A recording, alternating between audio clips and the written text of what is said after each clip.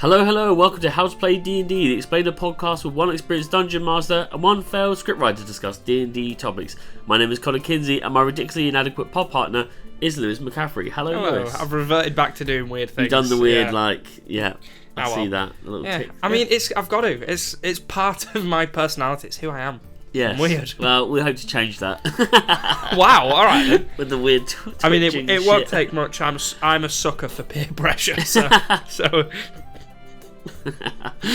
How have you been today? Yeah, not bad. I mean, it's been a long time since we recorded some episodes. Yes. Yeah, Well, been it quite actually a while. has been. It's been about 14 hours, Exactly. which after yesterday's block recording, that is a long time. I mean, yeah. But other than that, I've been good. I'm looking forward to eating lunch. Yeah. But other than that... You don't get lunch. I'm sorry. Right, well, let's just get straight into it then, so our tummies aren't rumbly. Shall we? I thought you said topics aren't rumbling first. And the topics too. Yeah. What do you think today's is? There's three left, I believe. We've got Artificer, Bloodhunter, and Monk left. Yes. I'm going to guess... I feel like I should guess Monk, that you've gone for the last two but I'm going to guess Bloodhunt. I'll guess Artificer. Let's go. Yeah. Let's go alphabetical. You're going to Artificer? Yeah. It's monks. I'm sorry, my tummy's rumbly. Let's get to it.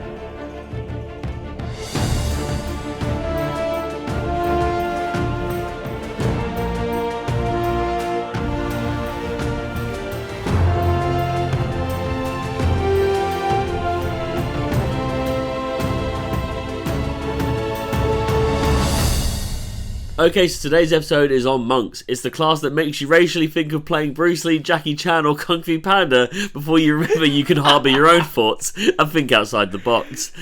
Am I wrong? I mean, whoever thinks of Bruce Lee or Jackie Chan before Kung Fu Panda needs slapping. Racist. Literally. Fucking racist. Lewis, I've broken into a retirement home and replaced all the push signs with pull signs. How do we get out? What am I doing? I mean, I don't. To be honest, if you're in a retirement home, they're probably going to do the exact opposite of what the sign says. Yeah. So you've probably. I'm trying to just set them helped free. Yeah, exactly. I'm trying to set them free. And by them, I mean me. Yeah. What you're doing though? You're going in, and as you're replacing these signs, one of the elderly dementia patients or something comes up to you, thinks you're a grandson or a son or something, and you'll be too kind or something, or like not want to offend them, so you'll end up playing the role of their son or grandson. Oh yeah. And then you realise that they're incredibly wealthy, so you try and get in the will, reap the benefits. Yep. And then what you do is you change the signs to the original one, or you change a lift to fire exit or something. You've really thought about this. Pull the fire alarm, and then when they're all hobbling out to try and go to the fire bit, they fall down the lift, die. You get the inheritance. I mean, considering you didn't know what I was going to say, you thought about this. Yeah, I've been ready. skulking around retirement homes waiting for them. I've got my plan ready. I know what I'm doing. Why is my grandson all of a sudden trying to wife me? I mean, that's too far. That's just weird. Why am I okay with it? Horrible. Can you summarise the type of class a monk is? Do you see how good I am at instantly changing into it? Yeah, I'm really impressed. I was editing them last night and I was like, I'm really good at getting myself out of a bad situation. That's horrible. Can you summarise the type of class a monk is? Yes, they are a martial class. They go around punching big and... Yeah. Yeah. No, that's what they do. They monk. Yeah, they're the spiritual martial class. Yeah, exactly. I would say. Except the ones we know. The one we know, he literally just plays a different monk every time, but is always a thief. He's always a con man. He's always a con man, always a snake oil He's salesman. apparently a man of God. Man of God, couldn't tell you which God. No, His words. ask him. Don't ask him, No. 'cause he will freak out. Yeah. But yeah, they're quite unique compared to all the other martial classes. Mainly that their specialism is like unarmed attack. They go in and they just punch stuff, which is cool. Very cool. I like it. And their actual abilities for the class are specifically around that too. There's nothing like them in that sense. A lot of things kind of cross-pollinate in terms of what they do and their feats. But monks are really good at like standing alone. Oh yeah, definitely. They can definitely be in some scenarios. I was going to say cases or scenarios. In some scenarios, they can be very good, like one-man armies against an army of goblins. And we're down for that. Yeah, we're all so for what Kung Fu Panda would have wanted. Exactly. What die does a player roll when leveling their monk? guess. Now, you failed last time. I did. So I got 4 out of 5. you got 4 out of 5. But I was kind of happy to lose on the Ranger one. I gave him too much benefit of the doubt. So, a recap of some of them. You got, obviously, the best was the Barbarian at D12. A Wizard at D6. Fighter and those kind of things had D10 and a Paladin. Then you had some Clerics and Cleric, Druid, Bard at D8. Well, they're close quarters, unarmed. I'm going to say a D10. Otherwise, they're getting their ass kicked. A D10. Well, you're a failure again today. It's a D8. No way. It's another D8. Why would you give them a D8? They've got to be up close and personal. I have no idea. They don't even get a resistance like a barbarian. No. I mean, I think it's purely because of the amount of attacks a monk can do, which is one of the highest. You can get up to like 4 attacks a go at level 5. Yeah. Okay, what are the main stats a player should focus on when creating a monk, other than con, apparently? Yeah, well, yeah. So, the number one being dexterity, because or strength, but I'd say dexterity because you need the extra AC. AC, nimbleness. To be nimble. Yeah, you need, and if you're doing unarmed attacks, you'll be able to use your dex mod, I believe. So you need dexterity as like your number one. Yeah. And then the second one, I've picked 3. So 1 being strength. Yeah. As in, obviously, depending on what kind of monk you want to be. Right. There's Constitution, which obviously, like you said, you need the HP buff, and Wisdom. I've gone for because Wisdom, it's good to be a wise monk. I mean, who doesn't want to be a wise monk? But also, if you're not wearing armor as a monk, you get unarmored defense, which is for the monk specifically. It's 10 plus your dexterity modifier plus your wisdom modifier. Okay, so a lot going on.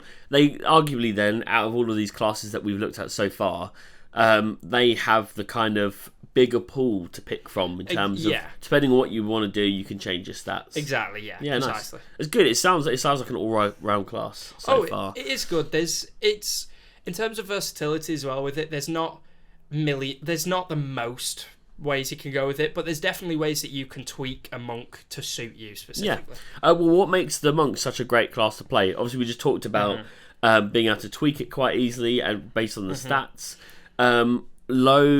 Low HP die to roll with. Yeah. What are we doing? What's great about the class? I think personally, a monk's great because the way it fights is very unique. Because obviously, like I said, with cleric, paladin, fighter, barbarian, with all these classes, you go in with a big weapon or a shield or that kind of thing, and you just hit to try and do the most damage. Whereas a monk, I think where a monk is particularly fun to play is that you can do a lot of attacks, not necessarily for a lot of damage early game, but each one adds up. If you're doing, let's say you're level 3, you attack, or let's say 5, you attack twice as your action, you attack again as a bonus action, you use flurry of blows, all this stuff, and you're attacking like 6 times, let's just say, and doing 5 damage each time. You do already there without any bonuses or anything. You're doing 30 damage. Like, it's good. Very useful and very unique to play as a monk. Yeah. But there is a lot of maths involved because you've got to work everything out. Right? Yes, yeah, understandable. But it's very fun. Okay, could you name 3 feats you'd personally take when building a monk? I can. So, first one I've gone for is Crusher, which increases your strength or constitution by 1, which, if you're going to pick strength, fair enough if that's the kind of monk you're going for, but the extra constitution can never hurt. And once per turn, when you hit a creature with an attack that deals bludgeoning damage, so that's all of your unarmed attacks, right? Then you can choose to move it 5 feet to an unoccupied space, provided the creature is no more than 1 size larger than you, which is great. If you're a medium size, then exactly. If you're a monk just going in punching loads of things, that's can be very useful, very helpful. And when you score a critical hit that deals bludgeoning damage, the attack rolls against that creature get advantage until the start of your next turn. And if that's your first hit, yes, exactly. You're racking up alone, and then everyone else, especially if you can get to go first.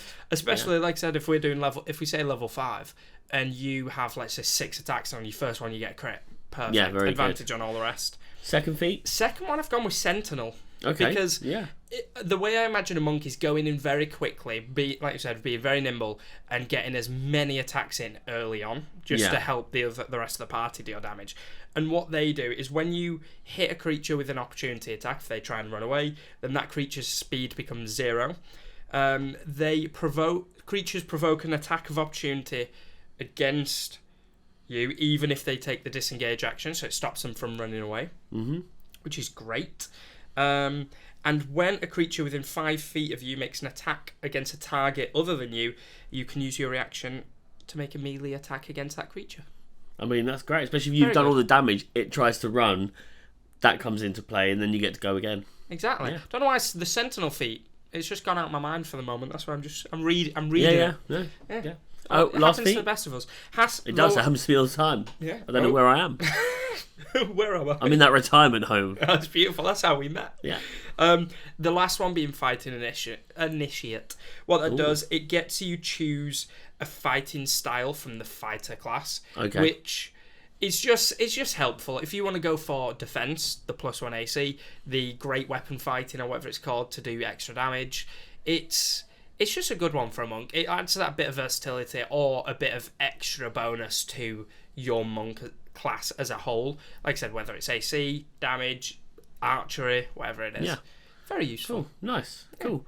Is that a good one? Have you thought about a monk? I know I gave, just by chance, I gave 3 examples there, but have you got any outside of that, or were you going to say... I mean, a Kung Fu Panda's like the obvious, isn't it? If not... Not Bruce Lee or Jackie Chan, arguably the most famous martial artist. I mean, it's Kung Fu Panda, isn't it? What about Jet Li? There we go. Done. Who's Jet Li? You know who Jet Li is? Wow, he's young. I'm sorry, guys. He's young. Yeah. Do you know who Bruce Lee is? Yeah, of course I know. I'm not that stupid. All right. I just don't know who Jet Li is. Yeah. Monks, though. Maybe... What's the guy's name who plays a monk in Rogue One? Danny... I don't know the actor, but Chirrut Imwe. Yes. Yeah. Yeah, sure. I quite like that, actually. Donnie Yen, who's also a fantastic mixed martial artist. I prefer Chirrut Imwe. Yeah, sure. But either him or, for some reason, I was kind of thinking of like the bride from Kill Bill. Even though she goes around with a sword, which monks can do, I feel like she's got that nimbleness about her. And with the 5-finger death punch. Yeah. Yeah. Nice. That makes me feel monk. Nice. Monky. Okay. Yeah. Yeah. Ooh, ha, ha. Yeah. Okay. Well, today's adventure has sadly come to a close, but we're back again next week with the topic: Adam Sandler looks like an aged potato. So why is he disliked so much? Hey, people love Adam Sandler, don't they? Don't think they do. Oh, okay. No.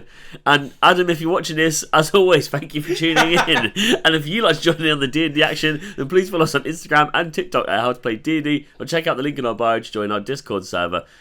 And for BTS of sessions, bloopers, blogs, early access to episodes, extra episodes, and even live Q&As, check out our Patreon at patreon.com/howtoplayd&D. We've already got a good few bits up there. And you also get episodes 2 days early. So that's not bad. And I don't know why I've not said that before, but you do. They're already there. They're waiting for you. That's at least 7 hours early. Very good. At least. Yeah.